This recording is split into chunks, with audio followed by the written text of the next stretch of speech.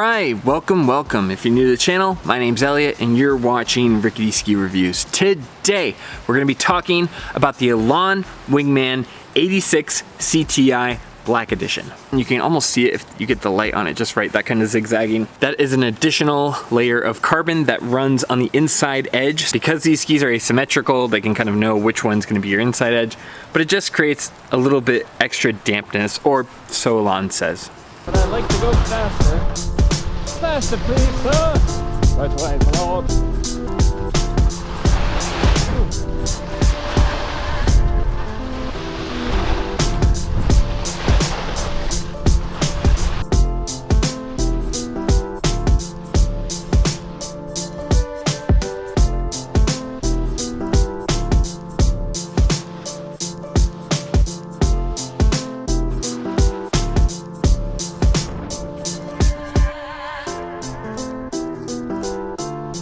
I skied these in a 178. That means that they have a 16.5 meter turning radius.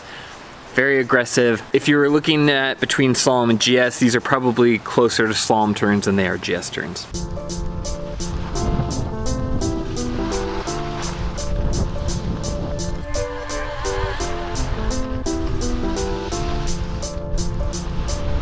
Now let's talk first impressions. First impressions with these skis, similar very much in feel to the ripsticks. These skis really make their best impression when you first get them onto a cat track. When you first kind of get them on any groomed run or something that has like really still got some corduroy to it, you feel quick, snappy turns. The name of the game with these Elan Wingmans is responsive. They're snappy, responsive, they turn on demand.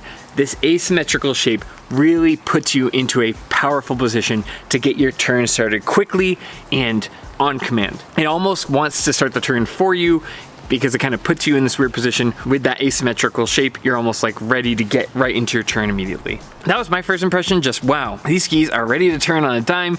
They want to be turned immediately.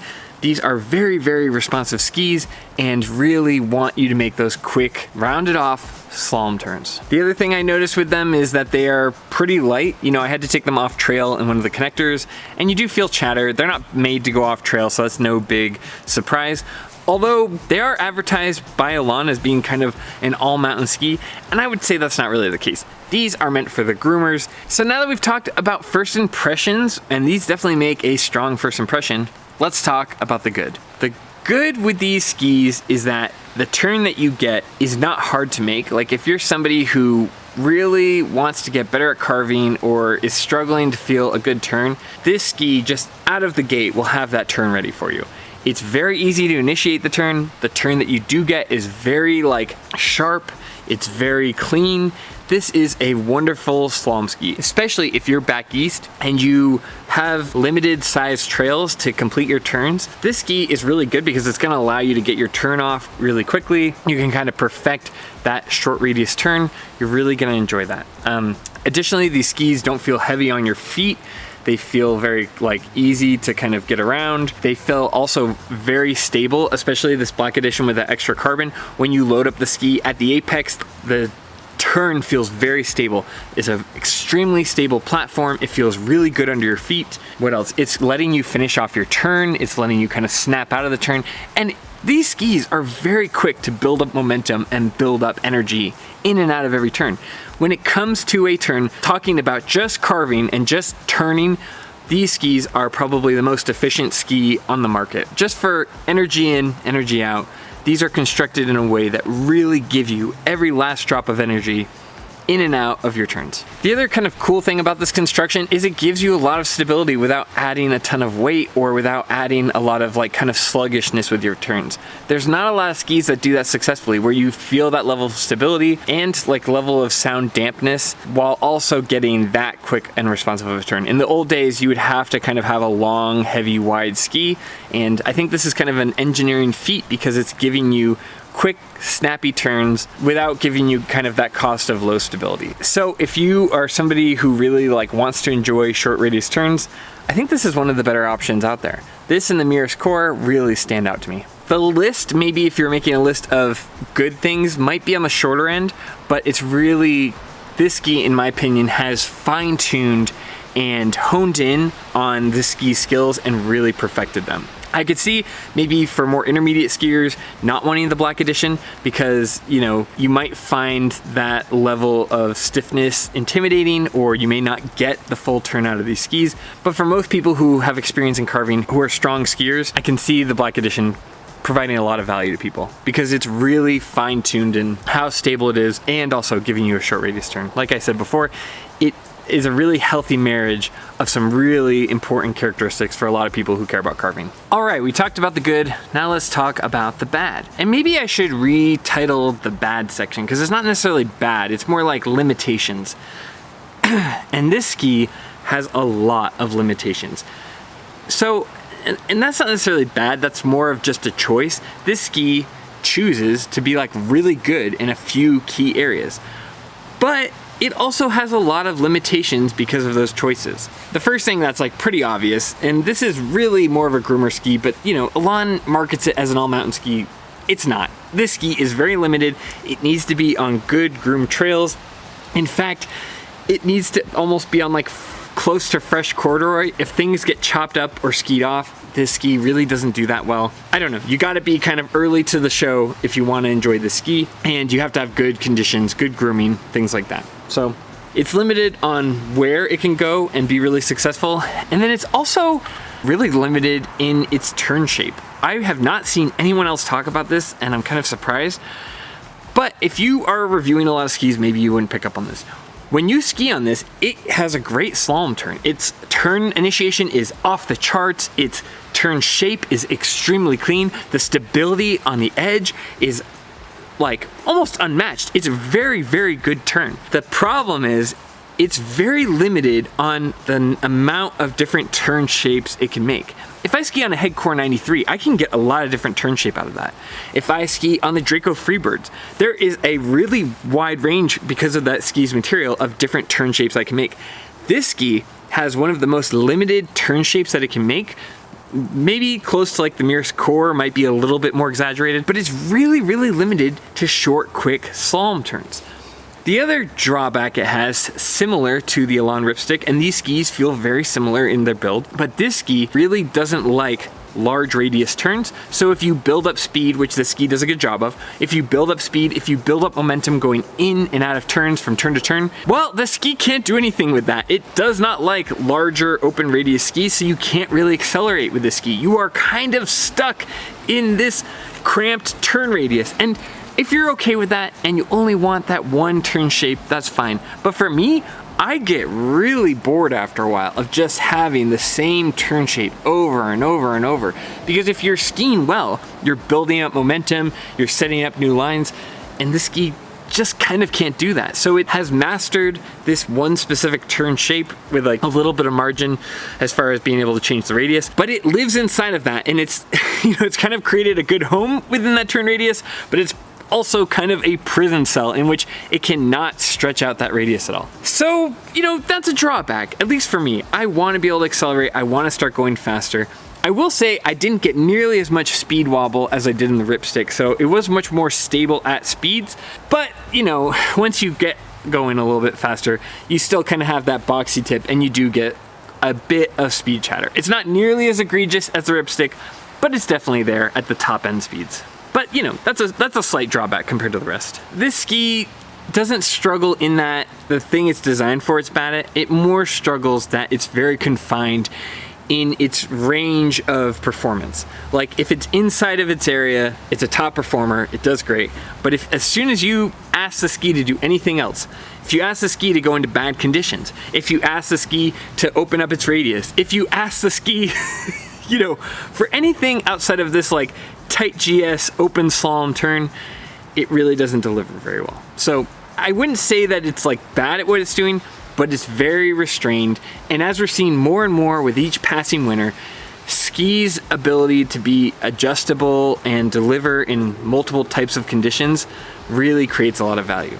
At least in my opinion, out here in the West. And I know maybe in the East Coast that's less of a problem, right? You've got more firm snow, so you know the grooming tends to hold up longer, but out where I am, it really doesn't do well off of the good corduroy. So now who is this for? Honestly, I think that this is a little bit of somebody who doesn't want to go super fast, somebody who's staying on the blue squares and the green circles, maybe somebody who's skiing with their family, who doesn't want to like kind of take off, who has a limited range of what they can ski and they want to do that well. The Elan Wingman is a great option. But if you're somebody who wants to start opening things up, you want to go off trail and have a lot of mobility, this really isn't a great pick.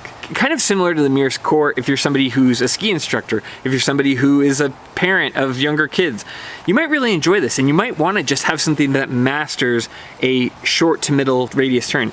It's almost got the exact opposite problem of the peak skis where like the peak skis were kind of missing what felt like a middle gear.